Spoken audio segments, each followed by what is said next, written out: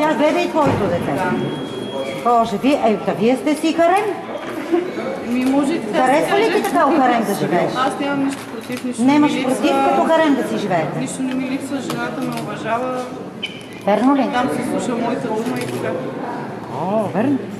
Как бе, дърдата циганка не е ли много страшна? Трябва да не ви трепе синчики там. Те изглежда страшно, но е много добричка. Добричка ли?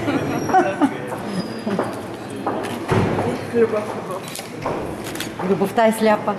Ние по-късно дойдохме. Който даде от Мартин или не? От Мартин не. Но то е много малко. Оничко е много красиво. Сигурно на тебе прилича. На мене, да. Да, за това си. Добре, че се роди бяло, че е добра.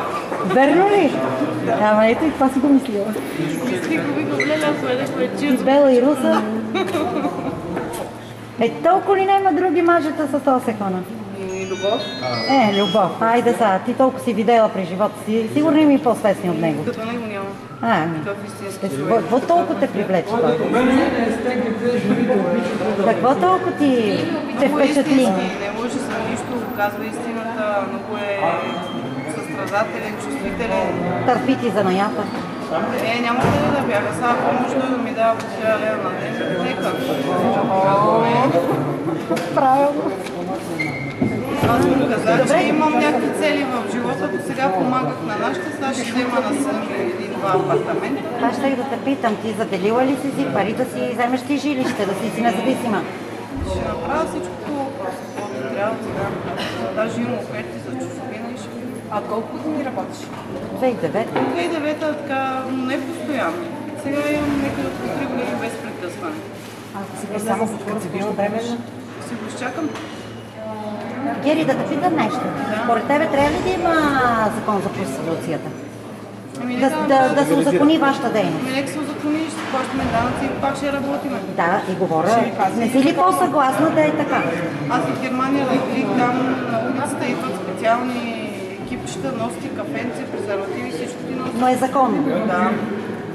А тук? Германия, в Холандия, даже в Солно, Гърция е законно.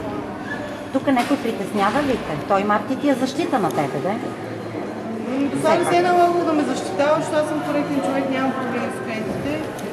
Значи защита или пак някой да ме притеснява, много лесно мога да кажа, примерно някой да ми каже дай процент, ще отива в полицията, ще кажа, това ме принуждава да работя за него и до там. Така че аз пак ви обясних, не съм от риските времена, всеки си бръмчи, само и в София много момичета работят сами. Само някакви тапанарки такива си дават процент некъде. Са още заблудени или са от селата и в момента навиждат занаятел. Мартина ли взима процент от другите жени? А в Рио колко момиченца работите? Ало. Отпред съм, чакам, даже ме снимат по телевизията. Всичко. Знам и аз сега ще поговоря малко за нея.